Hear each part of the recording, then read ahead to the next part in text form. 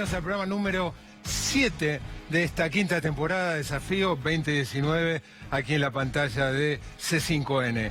Hoy, como viene ocurriendo casi todos los días, una jornada muy caliente en temas judiciales. Por un lado, el ex vicepresidente Amado Boudou, otra vez en Ezeiza, por una decisión de la Cámara de Casación, cuyo argumento para enviarlo a prisión nuevamente a Amado Boudou en la causa Chicone es su comportamiento prepotente y amenazante. La verdad que más allá de lo que uno opine sobre qué fue la causa Chicone y las responsabilidades del ex vicepresidente en esa causa, no se le ha conocido actitudes prepotentes y amenazantes, al menos públicamente.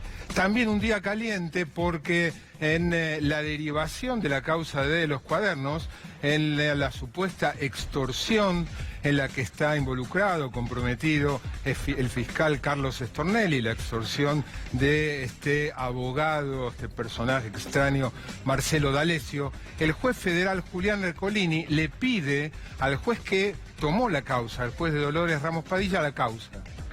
Le pide quedarse con la causa, lo que levantó las sospechas de alguna mano interviniente como para alivianar los problemas que está teniendo judicialmente, sin ir más lejos, como duda, el fiscal Carlos Stornelli.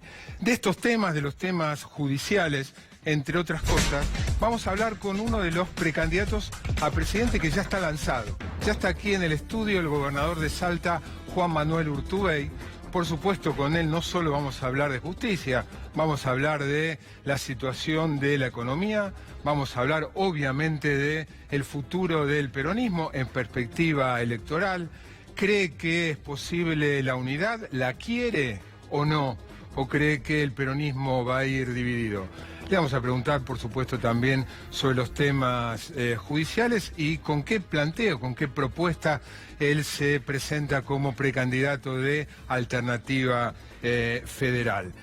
José Nathanson, en su columna, se va a referir precisamente a los inconvenientes que tiene ese, llamémosle, tercer espacio, si uno es el cristinismo y otro el oficialismo, como para conformarse en la alternativa. José Nathanson se va a preguntar, además de presentarse como la alternativa a el rechazo que genera en una porción de la población, tanto el macrismo como el kirchnerismo, que tiene para ofrecer el peronismo alternativo, el peronismo federal. Y están viendo en pantalla ahí ustedes atrás, en una de las placas de lo que nosotros denominamos el tótem, SOS Industria. En un país que tiene como uno de sus principales problemas en la economía la falta de inversión, es decir, la falta de incorporación de máquinas, casi la mitad de la capacidad productiva de la industria está parada. Casi la mitad de la capacidad productiva de la industria está parada. Estos son datos oficiales del INDEC. Te lo vamos a ilustrar con un informe que preparó Claudio Martínez, donde vas a ver casos concretos de máquinas paradas. Y cuáles son las razones, cuáles son los motivos, cuáles son las angustias de por qué en un país donde para generar empleo, para que mejoren los salarios, para atenuar los problemas de la falta de dólares, necesita que la industria produzca más, la mitad de las máquinas industriales están paradas. Sobre eso también va a referir la columna de Emanuel Álvarez Agis en su desafío económico.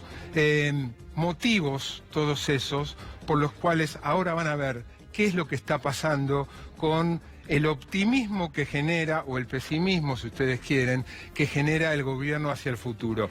Y hacia el final, si nos queda tiempo, después de todos estos temas que les estoy presentando, les voy a mostrar cómo está creciendo, y a pasos enormes, un gigante, o para ser redundante, cómo está creciendo a pasos agigantados un gigante. ¿Qué gigante? El gigante del país en el que está el presidente Mauricio Macri de visita.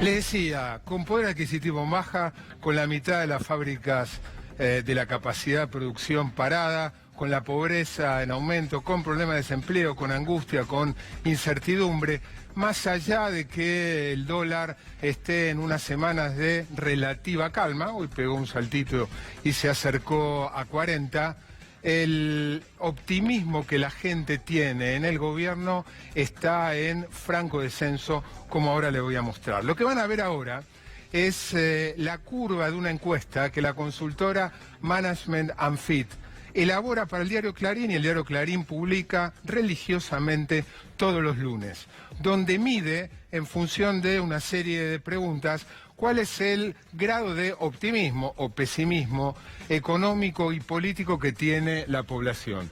Ahí ustedes están viendo la curva, la de arriba es el optimismo político, la de abajo es el optimismo económico. Ahí ven desde su primera medición, que fue en mayo de 2016, poco tiempo después de ganar. Al comienzo siempre los gobiernos generan expectativas, generan buena imagen y optimismo hacia el futuro. Tenía 45-46% en un rango de 0 a 100 de índice positivo de optimismo político, que se fue deteriorando, pero a medida que el gobierno se iba acercando a la elección de medio término de 2017, esa curva, el optimismo empezó a repuntar. Y casi son simétricas con diferencia, son paralelas con diferencia de puntos, la curva de optimismo político que la curva de optimismo económico. Ambas llegan a un máximo hacia finales, en el momento de la elección que gana cómodamente las legislativas, el oficialismo, con niveles de 45-46% en el optimismo político y algo menor, pero también en los picos, en sus picos, el índice de optimismo económico.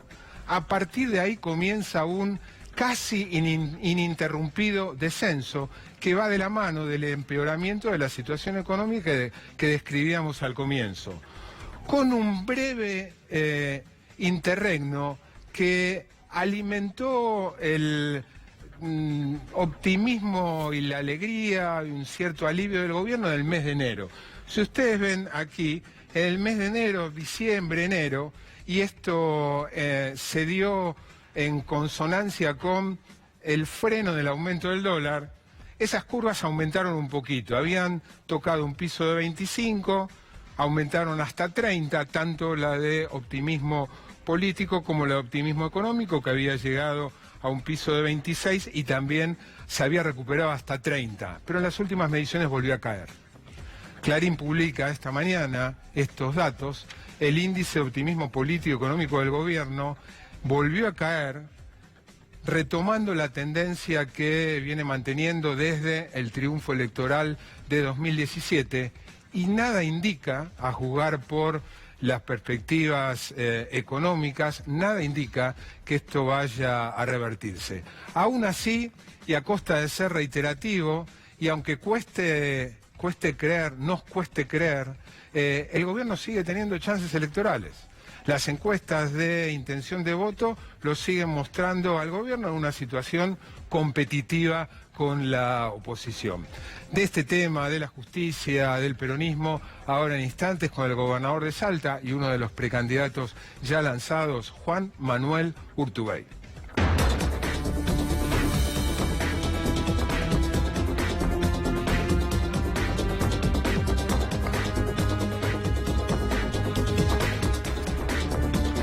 Gracias por venir. Muchas gracias a vos, buenas noches. Bueno, empecemos con el orden de la presentación del programa. Decía, un día caliente en materia judicial, Vudú otra vez preso por decisión de la Cámara de Casación y un juez que quiere quitarle la causa por la supuesta extorsión de Stornelli al juez de Dolores. ¿Cómo analizás, cómo ves ambas situaciones? Yo creo que el problema de la Argentina, cuando tenemos tal nivel de politización en la apreciación del funcionamiento de la justicia, va a ser muy difícil que la Argentina pueda lograr recuperar credibilidad, confianza y demás. Nosotros tenemos algunas cuestiones que avanzar en la Argentina. El Congreso generó un nuevo Código Procesal Penal, todavía no se puso en funcionamiento. Sigue dando vueltas la reforma del Código Penal, ¿qué es lo que digo? Más allá de los nombres y las personas, en la medida en que nosotros tengamos un sistema que sea susceptible de enormes matices de acuerdo a la mirada de cada uno, vamos a seguir teniendo una justicia que una semana el grupo determinado va a decir qué bueno lo que hizo, la otra semana va a decir qué horrible lo que hizo. ¿Por qué? Porque en definitiva el sistema actual es un sistema que está total y absolutamente colapsado. O nosotros avanzamos llevando a la Argentina al sistema acusatorio, avanzando con lo que son las reformas del Código Procesal Penal, generando instrumentos que garanticen mucho más certeza en los procesos penales, todos nos vamos a quedar mucho más tranquilos que cuando falla la justicia y te dice este tipo es inocente, cuando es culpable, y el instituto de la libertad condicional con un haz tan amplio en términos de interpretación judicial, permite que si te tocó un juez que estaba de buen humor, está libre; si te tocó un juez que le parece que no le gustó la actitud, está detenido. Me parece que la Argentina tiene que ir a sistemas mucho más homologables. Juan Manuel, eso es un análisis global de los problemas que tiene, entre otros, el Poder Judicial. Yendo a estos dos casos concretos, ¿te parece correcto, digo, más allá de la opinión, que supongo, si la querés vertir, mejor, pero más allá de si considerás que es inocente o culpable, que un exfuncionario, en este caso Amado Boudou, sin condena firme, esté preso? Repito, es tan amplio la interpretación del uso del ejercicio de la libertad condicional o de la prisión preventiva, por verlo desde el otro lado del mostrador, que opinar desde afuera, siendo abogado, me parece una irresponsabilidad total. Por eso, ¿qué es lo que yo quiero? ¿No hay una opinión política sobre eso? Por eso lo que pasa es que yo me resisto a que entremos en la lógica de que todo sea susceptible de opinión política. ¿Sabes por qué? Porque entramos en el juego en donde un resorte más de la discusión política es la justicia. Y yo me quiero correr de eso. ¿Por qué? Porque, ¿qué es lo que digo? Discutamos de política, discutiendo de política. En aquellos que tengan que resolver su problema en la justicia, que lo resuelvan en la justicia, pero opinemos una vez que tengamos... Te planteo lo siguiente, entonces. Sí. Dejemos de lado el nombre propio. Sí. Dejemos de lado a Amado Boudou. Un funcionario o un ciudadano común,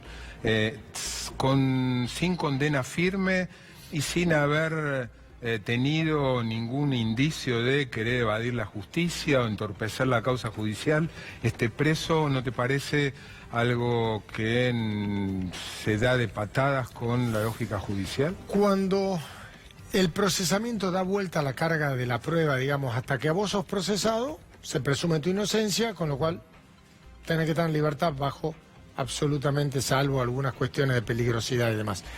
Cuando se revierte ese tema con el dictado de procesamiento, el auto de procesamiento, ya queda arbitrio judicial. Entonces, tenés que sentarte a evaluar muy finito eso. Lo que pasa es que el problema, ¿cuál es? Cuando se pretende que la prisión preventiva es un mecanismo de castigo previo. No, la prisión preventiva va frente a eso que hablábamos: peligrosidad del sujeto, peligro de fuga, entorpecimiento del proceso. Si entendieron que pasaba una de esas cosas, es razonable; si no, no es razonable. Y yendo al tema Stornelli, ¿crees que la denuncia de que él está comprometido en una cadena de extorsión a empresarios, sí, se conoció este fin de semana, incluso a exfuncionarios del gobierno anterior, un secretario de Cristina? Me pasó por esas cosas del azar que una de las personas mencionadas en esa denuncia es un rival político mío en la ciudad de Salta, que es el intendente de la capital, que no tiene absolutamente nada que ver, me lo contó él mismo. El que estaba en la reunión con Stornelli. El tipo se encontró, lo invitaron a tomar un café porque lo conocían a través de un amigo común. No se conocían porque se conocieron en el balneario y salió. Entonces el tipo salió denunciado, todas esas cosas. O sea, me toca conocer ese pedacito nada más, que es totalmente trucho, porque no tiene nada que ver con nada. Un pobre pibe que es de Salta, no tiene nada que ver. O sea, hasta fácticamente no daba para eso, con lo cual te hace dudar de todo el proceso entero, ¿no? Porque si esa parte que yo conozco es así de trucho, no sé cómo será lo demás. ¿Pero por ¿no? qué? Vos estás hablando de Sáenz. Exactamente. ¿Y por qué la presencia de Sáenz ahí inhabilitaría? No, porque se los indica a él, en la denuncia los indicaban a él como el intermediario. Un tipo que no tiene nada que ver con nada, que se cruzó en un balneario y se saludaron en la playa, ¿viste? Me parece que ya hay demasiada construcción, demasiada fantasía. Repito, de casualidad conozco ese tema porque es el intendente rival político mío, no trabaja conmigo, todo lo contrario, pero por más que sea rival no voy a decir sí, tienes razón, porque sé positivamente que no tiene nada que ver. Y todos los otros elementos que hay, las contradicciones en las que incurrió Stornelli, ¿no te hacen dudar? Por eso, pero todo te puede hacer dudar, pero la parte que conozco sé que es totalmente trucha, entonces, en definitiva, ese es el drama cuando la judicialización de la política termina siendo esto. Entonces, por eso es lo que yo planteo, quiero ir a sistemas en donde ya sé que asepsia no va a haber nunca, pero en donde la justicia no sea susceptible de opinión política permanentemente, porque si no pasa esto, que es un aquelarre impresentable. Yendo a panorama electoral, ¿querés la unidad del peronismo de oposición o por el contrario te negás rotundamente a intentar que se junten el peronismo alternativo, el peronismo federal con el kirchnerismo? Lo que pasa es que nosotros hemos construido una fuerza política que es más grande que el peronismo. Hay muchos dirigentes de distintos espacios políticos y queremos ser mucho más amplio aún porque en mi lógica la dialéctica hoy en la Argentina no es peronismo sí o peronismo no. Los peronistas sí, obviamente nos sentimos el centro del universo, pero hoy la sociedad argentina lo que está planteando es, hay dos polos de poder claramente definidos de los cuales no dudo la legitimidad. El gobierno nacional, que hay un porcentaje de argentinos, como bien lo decía recién, que hasta tiene competitividad y cree que debe seguir. Otro porcentaje de argentinos que cree que debe volver la expresidenta o su espacio político. Y hay otro espacio, a mi juicio, más grande que esos dos, que quiere una alternativa superadora a eso. Nosotros estamos trabajando para encontrar un canal de expresión que pueda interpretar eso. Si lo logramos hacer, podemos ser muy exitosos. No dudo de la legitimidad de los otros dos espacios, pero creo que hoy la mayoría de los argentinos está buscando algo distinto. O sea, no querés la unidad. Definitivamente creo que nosotros tenemos que ofrecer algo distinto. Y no se trata, repito, de la dialéctica peronismo-no peronismo, porque creo que en Unidad Ciudadana es todo peronismo, ni nosotros somos todo peronismo. Es todo bastante variopinto, ¿no? ¿Qué le respondés? Lo habrás escuchado, lo habrás leído más de una vez. Desde algunos sectores del kirchnerismo dicen que vos políticamente estás más cerca de Macri que de Cristina. Yo lo que veo es, primero, algunos que lo plantean trabajaron para Macri, así que no sé qué información tendrán porque ellos trabajaron ahí, particularmente el que siempre lo plantea, que es Moyano. No es un secreto, públicamente hizo actos, trabajó para Macri, sea presidente del 2015. Yo colaboré con Scioli hasta el último día de la campaña, perdimos la elección, cuando perdés, perdés. ¿Qué es lo que pasa? Nosotros apostamos a que en la Argentina, por primera vez un gobierno no peronista, esperemos, tocamos madera, que llegue a cumplir su mandato. ¿Tenés alguna duda? Un gobierno, espero que no. Conociendo la historia argentina, lo confirmemos el 9 de diciembre a la noche, pero lo mejor sería para Argentina que se cumpla lo institucional y demás. Los resultados son malos para Argentina, vistos con la propia vara que se quiso medir el presidente. Dijo pobreza e inflación, le fue bastante mal. Pero en esa lógica, ¿qué es lo que creo? Lo que hoy le da competitividad al gobierno es el temor en muchos sectores de la sociedad que vuelva el kirchnerismo. Entonces, al final del camino, lo que hoy apareciera, no te digo que sea intencional, pero como una acción colateral que le da competitividad al gobierno de Macri, es el temor a que vuelva el kirchnerismo. Me parece que eso termina generando un balance bastante complicado. Volviendo a la misma lógica que te planteaba de quienes desde el kirchnerismo dicen políticamente estás más cerca del macrismo que de Cristina. Llegado eventualmente a un balotaje, ¿qué bien puede suceder entre ambos? ¿Te sería indiferente? Es que yo creo que nosotros vamos a estar en el balotaje. Tengo la certeza absoluta. No, te pregunto en la eventualidad que el pero balotaje... es que cuando vos consigas un candidato que en su escenario potencial te plantee que no es competitivo, Déjase candidato. Espero verlo. Déjase candidato. Por eso yo estoy convencido. Hablando de candidatos, está irrumpiendo en el espacio de ustedes Roberto Lavagna. ¿Cómo modifica la dinámica de construcción del espacio la aparición de Lavagna? A mí me parece que es buenísimo, porque en la medida en que nosotros hemos resuelto construir un espacio que crezca desde la diversidad del pluralismo, no desde la concentración de poder, desde una mirada personalista de un flaco que concentra poder. Porque de hecho es una construcción horizontal, no es muy habitual en la Argentina, nosotros creemos que en estos tiempos puede ser muy competitiva. La figura de Roberto Lavagna puede darle mucho más volumen a nuestro espacio y sería buenísimo que compita. Te invito, José Nathanson tiene preparada una columna con cuáles son los inconvenientes, cuáles son los obstáculos que están enfrentando precisamente el espacio de ustedes Buenísimo. para crecer. José, muy buenas noches.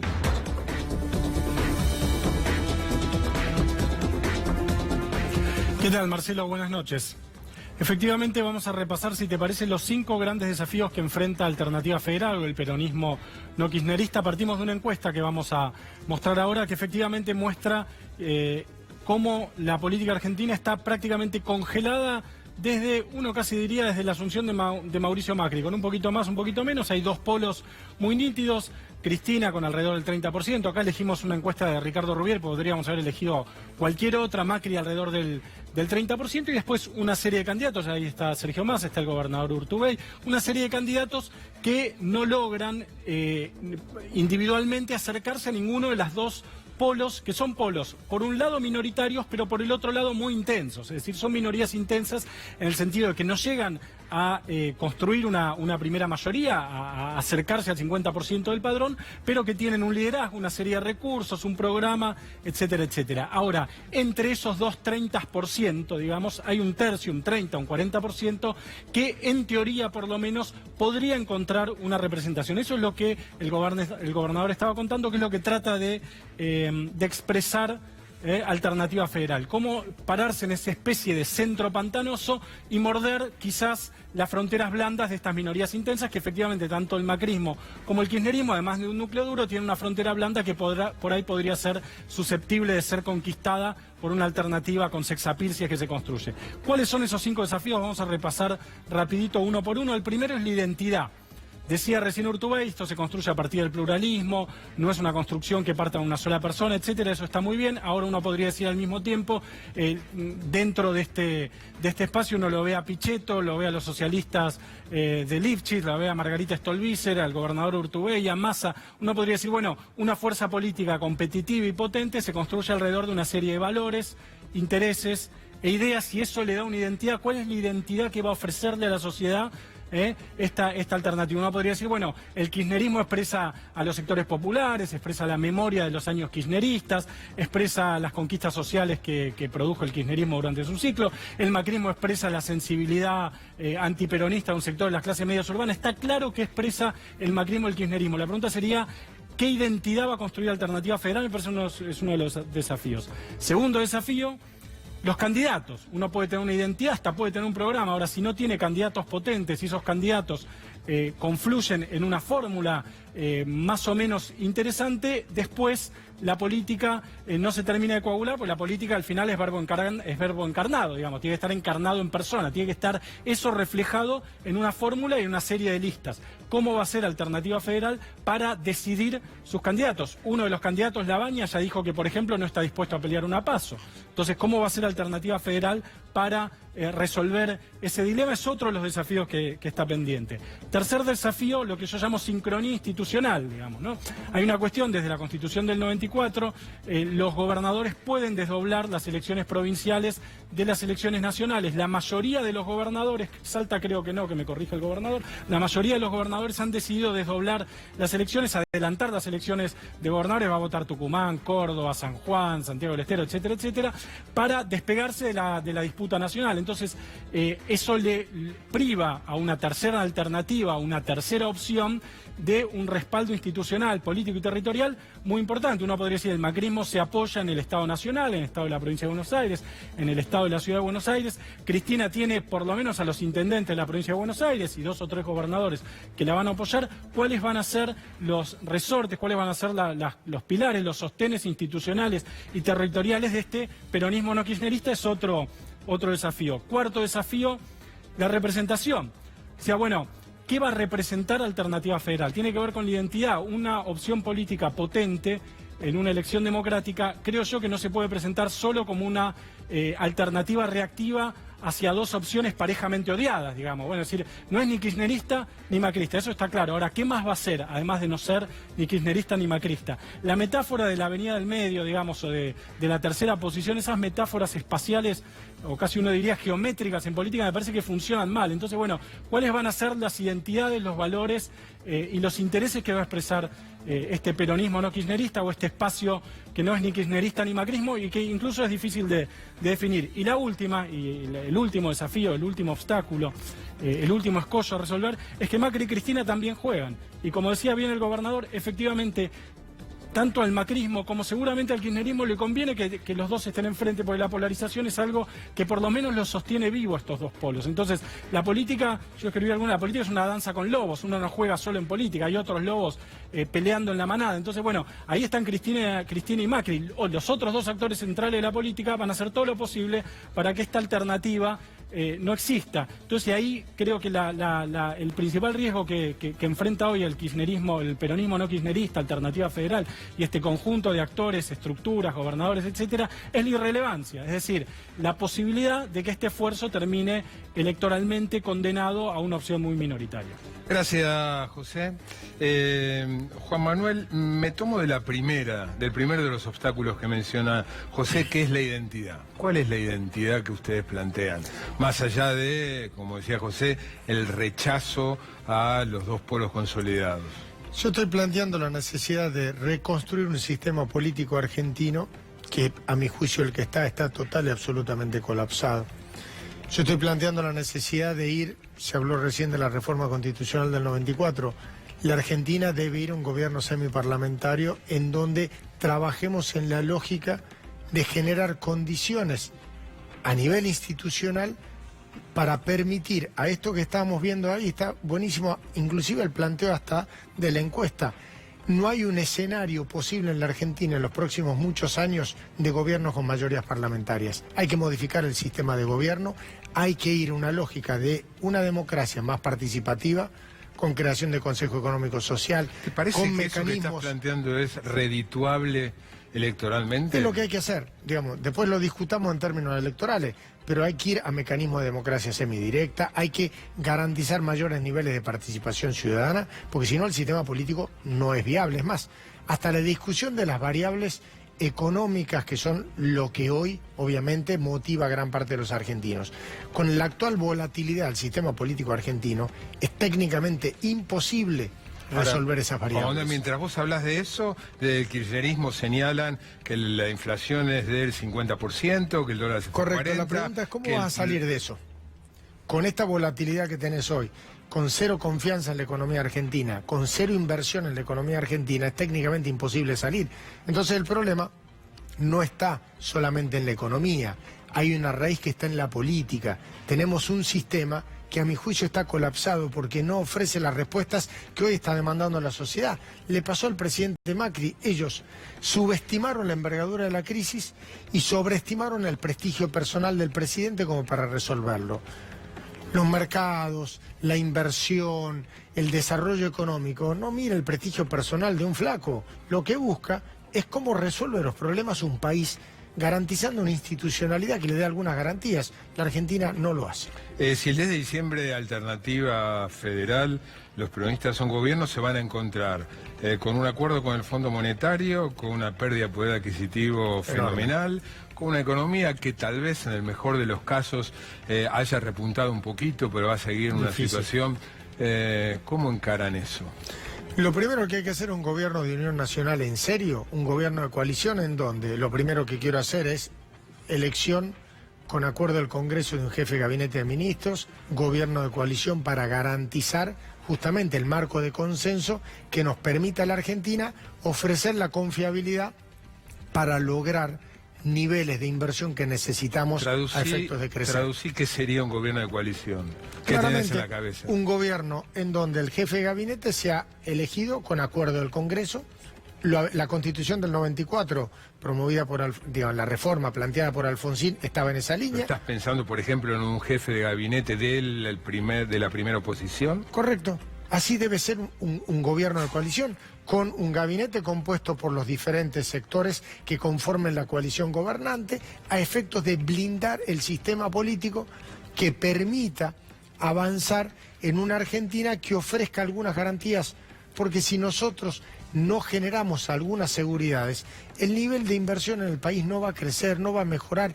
La falta de confianza, la caída del valor de la moneda, más allá de variables macroeconómicas, tiene que ver con la pérdida absoluta de confianza en el país. Es un sistema que no ofrece confianza. Hablaste en un reportaje reciente de la necesidad de modificar el sistema previsional, y eso enciende enseguida todas las alarmas y los malos recuerdos que nos generó el sistema de las AFJP. Incluso vos planteaste complementar el sistema de reparto que tenemos hoy con un sistema privado. ¿Cómo lo imaginás? No necesariamente privado, puede ser público. El planteo, ¿cuál es? A diferencia de cómo era el sistema de FJP, que por eso no fue, en definitiva, no fue sustentable. ¿Por qué? Porque vos sostenías con la capitalización era la crema, lo otro era el sistema en donde, como siempre funcionan los negocios de la Argentina, todos los quebrantos para el Estado y todas las ganancias para el privado. ¿Yo qué es lo que estoy planteando? Dejemos el sistema de reparto como está, que siga funcionando como está. Aquel ciudadano que quiera generar ahorro a través de un sistema de capitalización, lo habilitemos, y habilitemos al Estado en que lo pueda gerenciar también, por arriba del sistema de reparto. ¿Cuál es la diferencia entre eso, si no es compulsivo, si es voluntario? ¿Cuál es la diferencia entre eso a que quien quiera separe parte de su ingreso, si es que le sobra, y lo invierta en un plazo fijo? Correcto, que pueda tener un Estado administrándolo, apalancando, generando ahorro interno, y de esa manera sentando las bases de la posibilidad de empezar a encontrar financiamiento en la Argentina. Si en la Argentina no recuperamos... ¿Modificarías la edad de jubilación? No tiene nada que ver con eso, es garantizar herramientas que permitan que una persona no tenga que ir, obviamente hoy es muy difícil, a hacer un seguro de retiro en Estados Unidos, sino que pueda el propio sistema público, aquel que lo quiera hacer, establecer mecanismos de capitalización que te permita generar ahorro interno. La Argentina tiene que hacer todos los esfuerzos posibles por recuperar un sistema financiero que te pueda apalancar la actividad productiva en la Argentina. Si no tenés herramientas, es técnicamente imposible que la pyme se pueda financiar, que puedas generar algo que no sea solamente financiar el Estado. Por último, el gobierno intenta ir hacia un déficit primario, sin tomar en cuenta el pago de intereses, cero. ¿Considerás que en la situación en la que está la Argentina hoy, eso es un objetivo correcto? Es un objetivo correcto no tener déficit fiscal, no solo primario, sino total, porque no para agradar ni al Fondo Monetario ni a los mercados, sino para no necesitarlo y no pedirles plata. Ahora bien, el camino elegido por el gobierno no es sustentable. Si vos llegás al déficit fiscal cero, primario siempre aclaro, subiendo impuestos y bajando gasto de capital, o sea, inversión pública, estás en el peor de los mundos. Entonces, la forma de hacerlo es de una manera más sustentable, con una economía que crezca. Obviamente, si vos lográs que la economía argentina crezca por arriba del crecimiento del gasto, te va a llevar más tiempo, no lo vas a hacer en un año, te llevará 6 años los que te lleve, pero lo vas a hacer sin costo social y de una manera sustentable. Porque en esto está generando una olla de presión. Juan Manuel, gracias por venir. Muchas gracias a vos. Enseguidita, los planteamos al comienzo del programa, una de las urgencias de la Argentina, lo planteaba el gobernador, es que haya más inversión. Paradójicamente, no solo no hay más inversión, sino que la mitad de las máquinas de las industrias están paradas. Informe de Claudio Martínez ahora en instantes.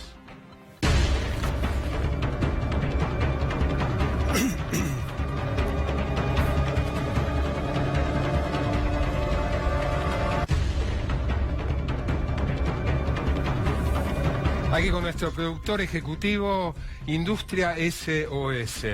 Exactamente, lo llamamos la era de los fierros muertos. ¿Por qué? Bueno, porque vos lo decías, la semana pasada hubo un dato verdaderamente impactante en la economía que desde mi punto de vista no tuvo la relevancia o la discusión o la difusión que merecería tener.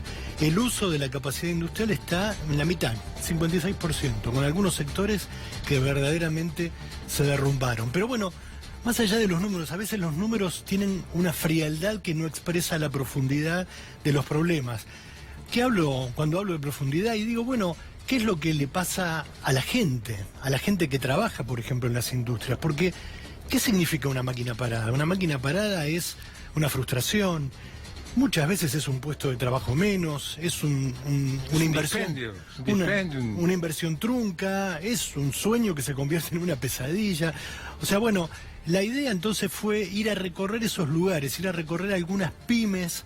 En particular hay dos sectores que les pegó durísimo. Uno es el sector automotriz, 25% de uso de la capacidad instalada. 3/4 partes en el último dato oficial del INDEC, 3/4 partes de la capacidad de producción del sector autopartista no están siendo utilizadas.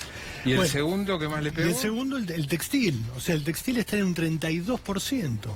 O sea, 7 de cada 3 máquinas en las fábricas textiles están paradas. O sea, es muy claro qué es lo que significa eso. Entonces fuimos a recorrer un par de estas pymes para mirar esas máquinas, tocarlas, ver cómo son esos fierros muertos, si es que tienen alguna posibilidad de revivir. Lo primero que te propongo es algo que me gusta hacer en las columnas, y no solo para hacerme el canchero con la tecnología, sino para entender un poco de qué hablamos en el territorio. Cuando vamos al territorio es interesante ver alguna otra dimensión. Entonces te voy a mostrar un mapa del primer lugar al que fui. El primer lugar al que fui fue La Tablada. La Tablada es un barrio del Partido de la Matanza que gobierna Verónica Magario.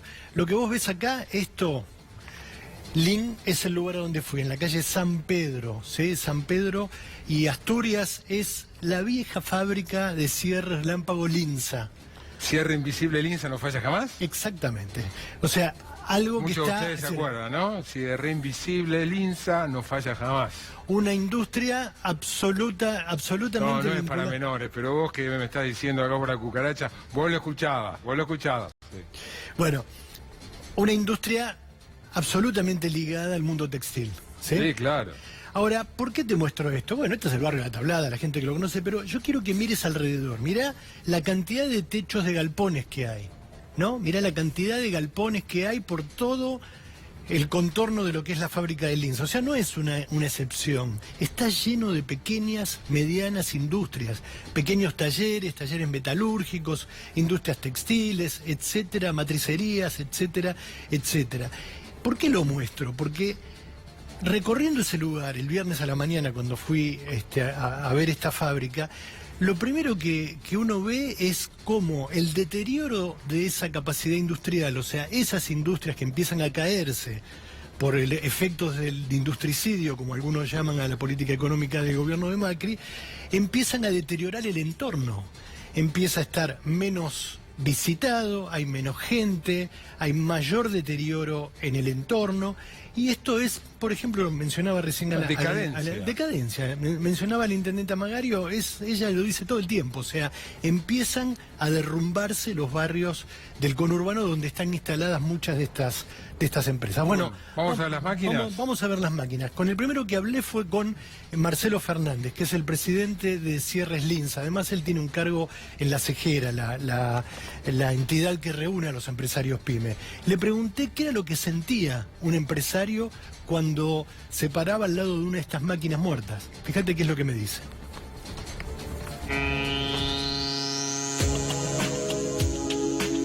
Pareciera como que estuviéramos en una estrategia de que no se fabrique, de que no se produzca, de que haya un freno en la actividad industrial. Yo digo esto porque al recibir los aumentos que estamos recibiendo de tarifa, es evidente, esto es como cuando uno le cobra el alquiler a alguien y se lo va aumentando permanentemente todos los días, es para decirle no me alquiles más. Yo siento eso, tal vez esté equivocado, pero me da la sensación que con todos los aumentos de tarifa, inclusive los aumentos que está sufriendo la gente en el transporte y en los gastos que tiene todos los días, es evidente que se está procurando como que haya un quiebre en la relación, porque el trabajador ¿a dónde va? A su empresa, a pedirle solución a estos temas, y realmente hoy no se lo podemos dar. Entonces, bueno, eso es lo que siento. Cuando veo la fábrica así, me doy cuenta que pareciera como que hay una estrategia para que yo no esté produciendo. Con una gran preocupación porque tenemos menos del 50% de la actividad, de la capacidad instalada produciendo. Ustedes lo han visto hoy. No es momento justamente que esto ocurra porque se avecina el invierno, la actividad escolar, el inicio del ciclo lectivo, bueno, todo lo que implicaría que yo tenga una mayor demanda ahora en invierno, donde se consume más indumentaria que lleva los cierres, y evidentemente dada la baja del consumo, no hay los pedidos que uno esperaría en ese momento. Así que estamos trabajando a un ritmo muy desacelerado. Y primero, agradecer la responsabilidad que están teniendo tanto los trabajadores como los gremios, porque, como se sabe, el bono no se pudo cancelar. Sé que hay atrasos en aguinaldo y vacaciones de muchas de las empresas que ya las han dado. Evidentemente estaríamos en una situación conflictiva en este momento, ¿no? De conflictividad. O sea, recibido de cartas de documentos de despido, o quien se siente despedido porque no cobró. Bueno, no está ocurriendo esto no solamente en mi empresa, sino en casi todas las pymes, con lo cual hay que agradecer la responsabilidad del sector obrero, que no está reclamando lo que no se le puede pagar. Bueno, industria textil muy complicada. Decíamos 32% del uso de la capacidad instalada. Es cuando la crisis pega, dejar de comer es lo último que uno hace, ¿no? Es la necesidad de supervivencia más elemental. Lo primero que corta es la vestimenta, ¿no? La renovación de la pilcha, la zapatilla, y esto es uno de los insumos del sector textil. El otro sector tan castigado... El sector automotriz, y no solo las grandes terminales que hay en la Argentina, por suerte todavía, sino los pequeños autopartistas que abastecen con repuestos, con partes, etcétera, están sufriendo muy fuerte. El bajón es un sector que está al 25% del uso. Si el textil estaba jodido con el 32%, ellos están peor todavía. Fuimos a otro barrio de la capital, cerquita, pero en otro partido, en el partido de 3 de febrero. Fíjate, esto es Caseros. Lo que vos vas a ver acá es el Taller Baigorria. El Taller Baigorria es un taller de autopartes, también trabajan para la industria metalmecánica, la industria de maquinarias agrarias y otras, pero fundamentalmente abastece a industria automotriz. Hablamos ahí con Aldo Loruso. Aldo es el presidente de este Taller Baigorria, y le preguntamos también qué es lo que siente al lado de una máquina muerta, al lado de una máquina parada.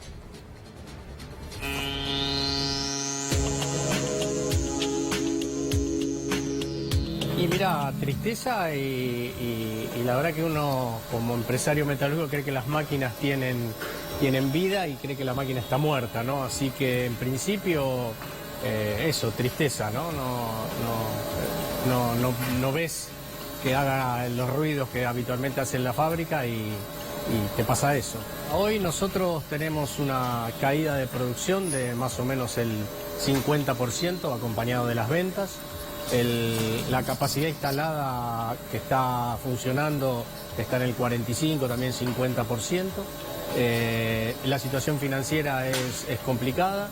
Estamos tratando de salir de unos créditos que tomamos el año pasado y bueno, el nivel de ventas no levanta, a pesar de que somos una pyme exportadora, pero no alcanza para cubrir el gasto fijo de los salarios, la energía y los demás gastos que hacen a abrir las persianas todos los días, ¿no? Este año fue muy duro, el aguinaldo lo pagamos en cuotas, en tres cuotas ya la liquidamos, pero eso hablaba con el personal.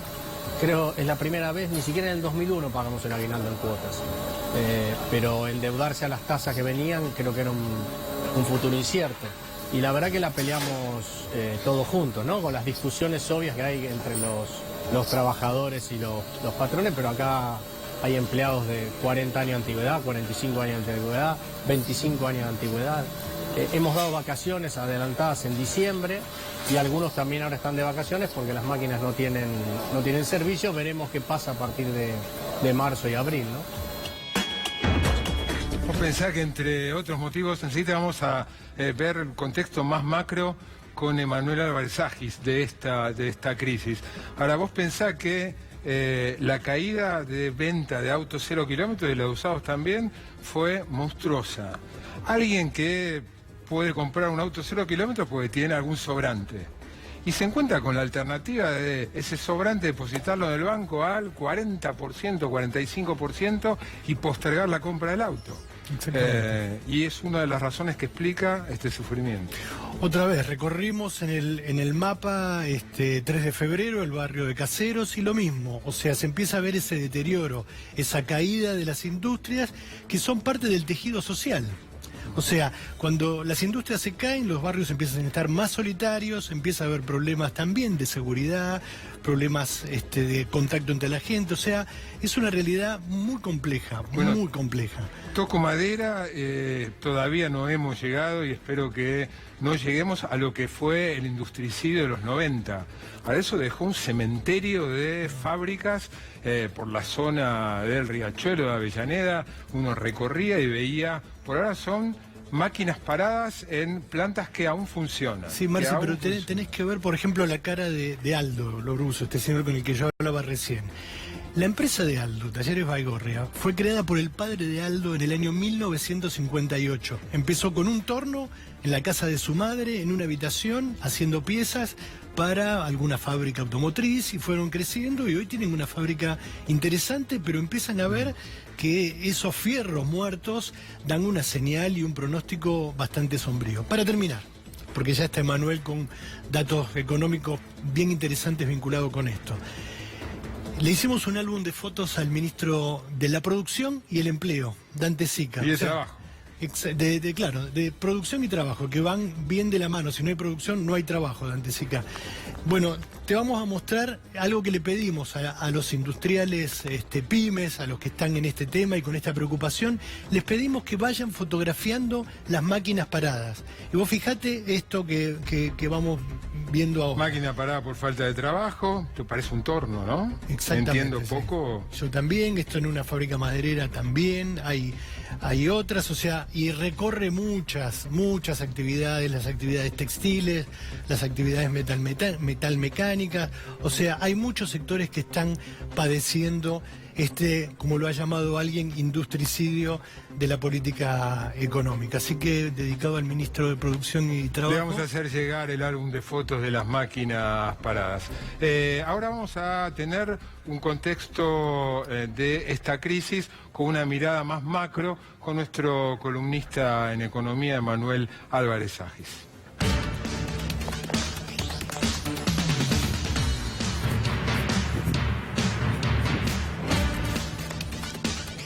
Muy buenas noches, Emanuel. Buenas noches, Marcelo. Estaba mirando y la primera pregunta que te quiero hacer, esto por generación espontánea, o sea, una máquina parada por generación espontánea no se mueve.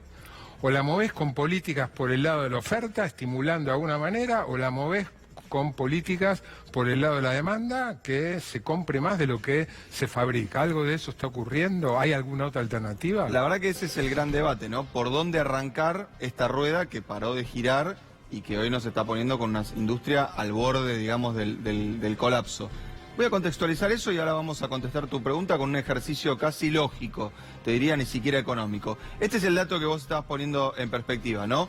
¿Cuánto de la capacidad instalada de la industria se está usando en diciembre de este año? 57%, digamos, un nivel absolutamente bajísimo, porque pensá además que este 57 esconde que hay industrias que se llaman de producción continua. O sea, que no pueden parar, que si paran es porque paran para siempre. Entonces, incluso este promedio está tirado un poquito para arriba por industrias de producción continua que no pueden parar, incluso por más que baje... Petroquímica, por ejemplo. Un alto horno, digamos. Vos no podés parar un alto horno porque te baje un poquito la demanda, necesitas acumular stocks. Pero vamos un cachito a ver los peores sectores para detenernos en cualquiera. Vamos al textil que recién estábamos hablando, para que un poco se entienda qué es la capacidad instalada. Bueno, supongamos que esa barra, la primera que tenemos del sector textil, el total de esa barra es el 100% de la capacidad instalada de las máquinas del sector textil. Hoy estamos usando nada más que el 32% y lo blanco no lo estamos usando. Está parado. Exacto. Entonces la primera pregunta que te quiero hacer es, ¿qué tiene que pasar para que el 32%, para que ese líquido, digamos, para que esa utilización empiece a llenar el vaso que está bastante vacío? ¿Qué tendría que pasar para que ese sector, lo más obvio que tendría que pasar para que eso se empiece a utilizar? Y en primero que se vendan más textiles. Que se vendan más Haya textiles. más demanda de ropa. O sea que la gente consuma más ropa. Imaginemos, acompáñame con la imaginación, imaginemos que el vasito se va llenando, ¿no? Y el sector textil, por algún milagro, porque se empieza a vender más, porque la gente empieza a consumir más ropa, llega al 70%. Digamos, de utilización de la capacidad instalada. En el 70, en el 80, en algún punto, el sector... Alguien empieza a evaluar... ¿Qué cosa? Inversiones. Invertir. Fíjate lo que acabamos de, no te diste cuenta, pero acabamos de desarmar la máxima del pensamiento tradicional en materia de economía. Acabas de decir que para que se invierta más, primero tiene que haber más consumo. Y el consumo es la contracara del ahorro. O sea, acabamos de decir que para que aumente la inversión, tiene que bajar el ahorro. Digamos, esto es el contrario de la discusión que en general se quiere decir, bueno, ahorremos un poquito más, así financiamos la inversión. Es al revés, nadie invierte si no tiene demanda. Eso no se complementa, alguien te podría decir, bueno, el caso del sector textil es más difícil, pero en otros sectores se podría también exportar, ¿no? Que nos compren de afuera. Exactamente. O te podrían decir, los costos, no podemos vender más porque los precios son muy altos, porque tenemos costos demasiado elevados. Si nos bajaran los costos... Tenemos costos muy elevados, entonces ganancias muy chicas, entonces invertimos poco. Vamos a la tercera placa a ver qué decimos sobre eso. Y acá te traje algo más, un poquito más divertido. Te traje 2 sub y bajas. Fíjate, ¿qué pasó en la economía de Argentina del 2018? Se lee de izquierda a derecha. Cayó el salario real. Más o menos la capacidad adquisitiva del salario cayó entre 10 y 12% en el 2018 en la Argentina. Imagínate que vos estás afuera de Argentina, estás para invertir. Decís, che, antes el salario era 100, ahora es 90. Si invierto en Argentina, gano más plata. ¿Sí? Por lo menos haciendo la cuenta, la tasa de ganancia es más alta. Primer sub y baja. Cayó el salario, subió la ganancia. Ahora, ¿qué pasó del otro lado? La capacidad instalada en mínimos, sube el desempleo. O sea que, ¿qué pasa con la inversión? Cae. Lo eficiente en una economía donde está cayendo el salario es que la inversión caiga. De hecho, la inversión está cayendo a tasas anualizadas del 20%. Y no hay manera de que una economía crezca sostenidamente si no hay inversión, no hay manera. Pero mirá lo que acabamos de decir. Acabamos de decir que si sube la ganancia, baja la inversión. Fíjate que es totalmente contraintuitivo. Uno diría, si los empresarios para invertir más tienen que ganar más plata. Para un empresario en particular eso es válido, pero no es válido para los empresarios en su conjunto. Este es un punto muy interesante. Ganar plata es condición necesaria para invertir. Sí, claro. Pero no es condición suficiente. Ahora, ¿de qué depende esa variable estrella? La inversión. Bueno, fíjate, esta es la tasa de variación trimestre a trimestre del Producto Bruto Interno y de la inversión. Si lo mirás con un poquito de perspectiva, lo que te vas a dar cuenta es que la inversión, que es la naranja, va como rodeando y sobreactuando el PBI. ¿Qué quiere decir? Si el PBI sube 2%, la inversión sube 4%. Si el PBI cae 2%, la inversión cae 5%. Y así sucesivamente. O sea, lejos de ser la tasa de interés, el determinante de la inversión, lejos de ser las ganancias, el determinante de inversión, lo que muestra la evidencia es que es la demanda. ¿La tasa de interés es condición necesaria? Probablemente. ¿La tasa de ganancia es condición necesaria? Probablemente. Ahora, todos esos industriales que acabamos de ver, si no empiezan a vender más, no van a estar ni cerca de pensar en invertir más. Gracias, Emanuel. Nosotros nos estamos despidiendo hasta el próximo lunes. Ahora van a haber unos avisos porque nosotros también tenemos que vender. De eso vive la industria de la televisión. Se quedan seguramente en la pantalla de C5N. Ya está Julián Guarino con su Recalculando. Nos volvemos a encontrar el próximo lunes a las 10 en punto de la noche. Chau.